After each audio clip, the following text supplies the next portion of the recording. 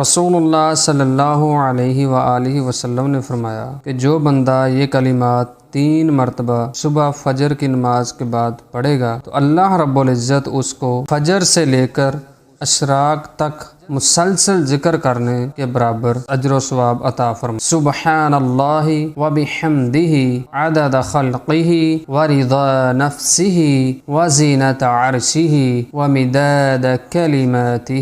جامع صحیح المسلم حدیث نمبر 2726۔ میں پاکیزگی بیان کرتا ہوں اللہ تعالیٰ کی، اس کی تعریف کے ساتھ، اس کی مخلوق کی گنتی کے برابر اور اس کے نفس کی رضا کے برابر اور اس کے عرش کے وزن کے برابر اور اس کے کلمات کی سیاہی کے برابر۔ بہت ہی جامع کلمات ہیں یہ، جو بندہ یہ کلمات ادا کرے گا اس کو بہت ہی زیادہ اللہ تعالیٰ اجر و ثواب عطا فرمائے گا۔